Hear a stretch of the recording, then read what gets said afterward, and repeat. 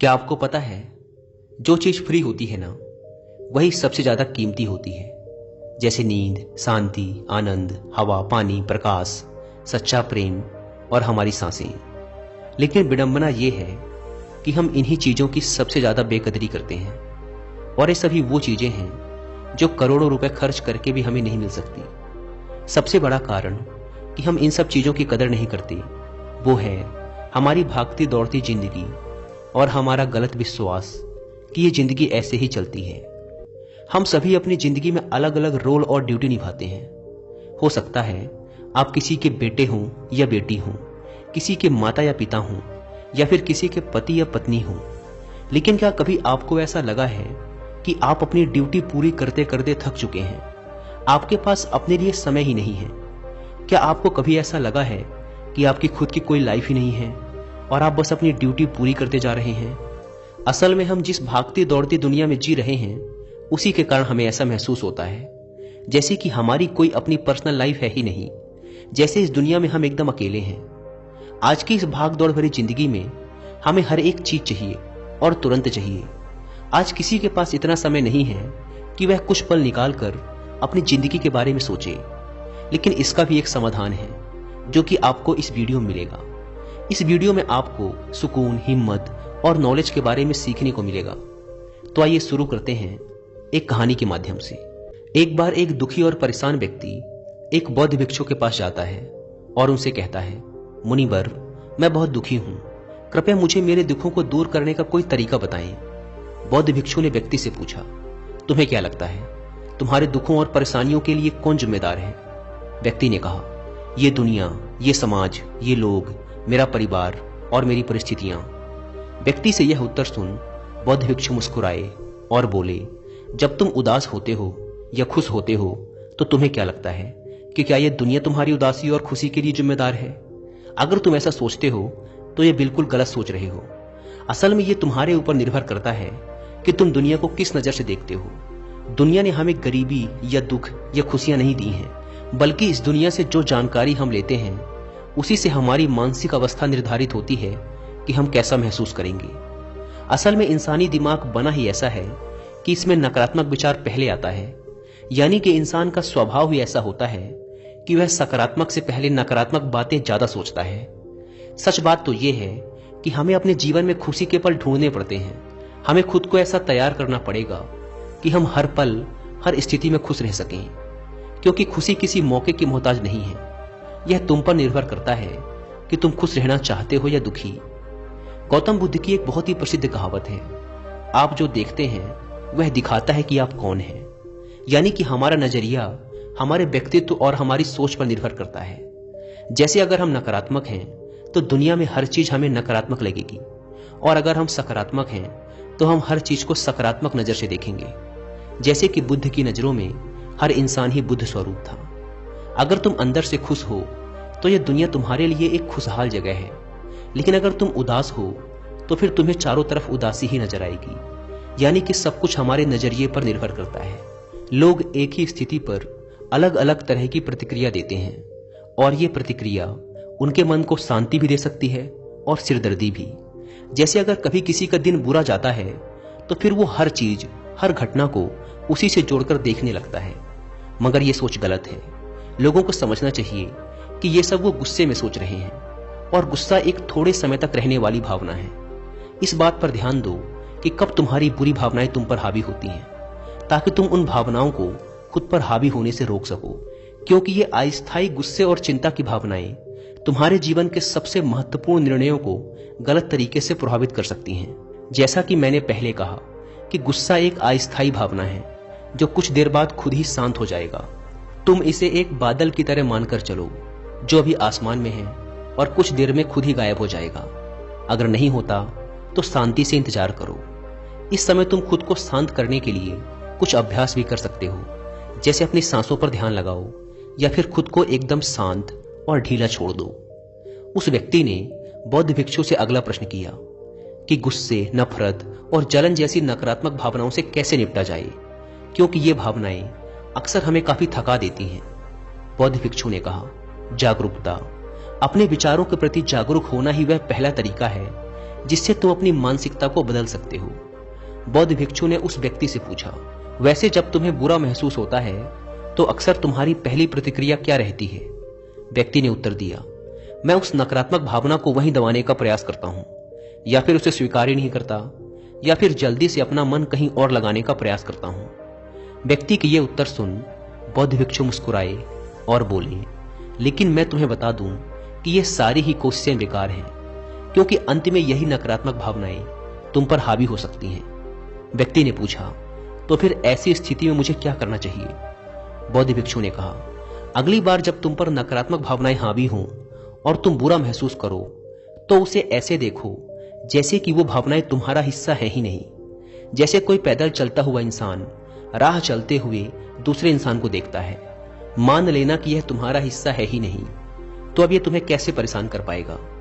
हालांकि इस तरह की जागरूकता के लिए तुम्हें काफी अभ्यास करना होगा, लेकिन अगर एक बार तुमने यह करना सीख लिया तो यकीन मानो तुम काफी शांत और हल्का महसूस करोगे। नकारात्मक भावनाएं हमारे जीवन का स्थायी हिस्सा नहीं है और ना ही कभी बनेंगी, और ना ही ये हमें परिभाषित करती हैं। इसीलिए अपने अंदर उठने वाली हर एक नकारात्मक भावना पर पूरी जागरूकता के साथ ध्यान दो। नकारात्मक विचार आते हैं तो आने दो, उन्हें जबरदस्ती दबाने का प्रयास मत करो, वरना ये तुम्हारा पीछा कभी नहीं छोड़ेंगे।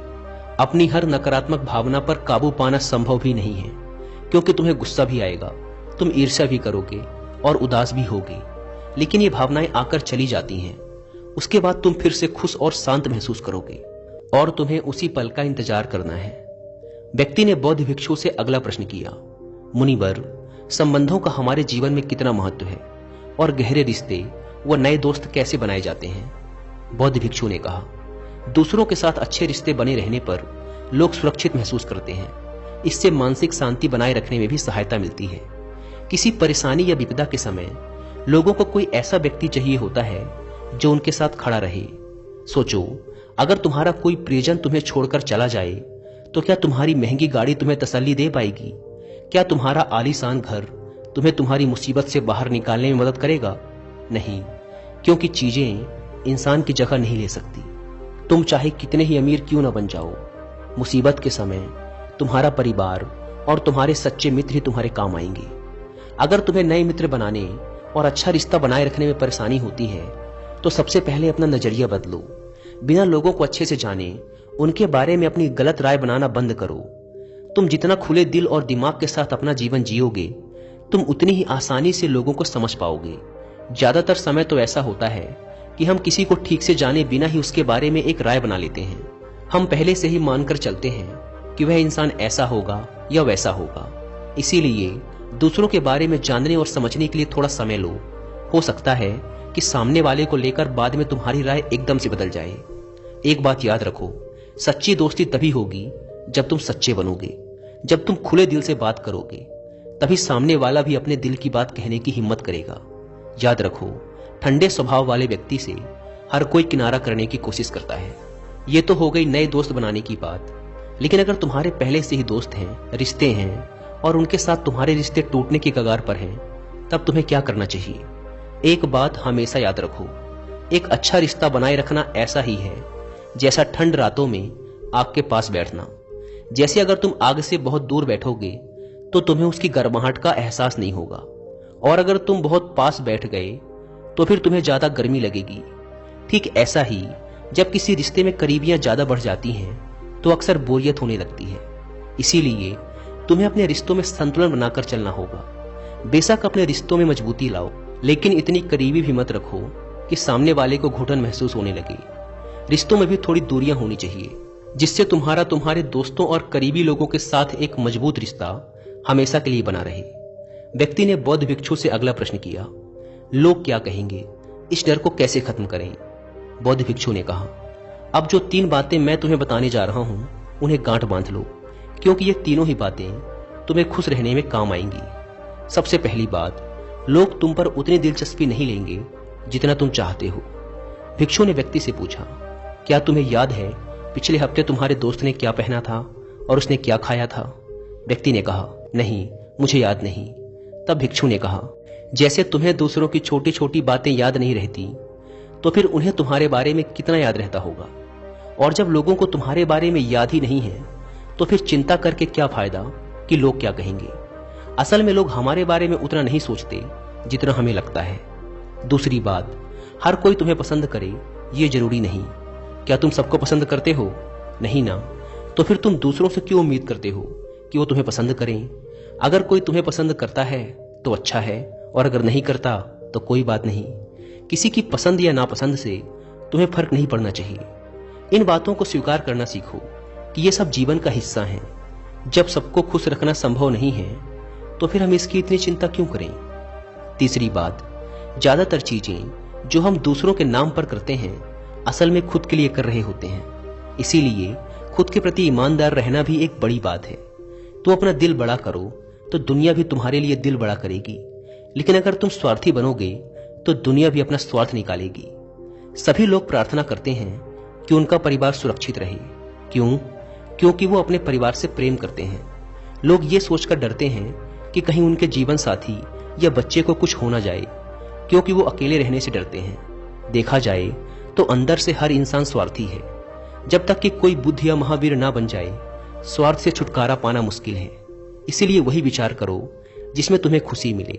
सुनने में बहुत आसान लगता है ना? जीवन बदलने वाली चीजें आसान ही होती हैं, बस हम उन्हें मुश्किल बना लेते हैं। इसीलिए क्या होगा ये सोचकर चिंता करने की बजाय उस पर ध्यान दो जो तुम अभी वर्तमान में कर सकते हो। बौद्ध भिक्षु ने आगे कहा, बौद्ध धर्म और हिंदू धर्म में लोग एक सिद्धांत को मानते हैं जिसे कहा जाता है कर्म का सिद्धांत। यह सिद्धांत कहता है कि जैसा करोगे वैसा भरोगे, यानी इंसान को उसके कर्मों का फल मिलता ही है। इसीलिए अगर जीवन में सब कुछ अच्छा चाहते हो तो अच्छे कर्म करना शुरू कर दो। जीवन में सफलता, खुशी और समृद्धि चाहते हो तो ईमानदारी के साथ मेहनत करना और सही कर्म करना शुरू कर दो। इतना कहने के बाद बौद्ध भिक्षु ने अपनी बात समाप्त की। उस परेशान व्यक्ति को भी अपने प्रश्नों का उत्तर मिल चुका था। उसने इस जानकारी के लिए बौद्ध भिक्षु का धन्यवाद किया और वहां से चला गया। दोस्तों, उम्मीद करता हूं कि आपको यह कहानी पसंद आई होगी और कुछ अच्छा सीखने को मिला होगा। धन्यवाद।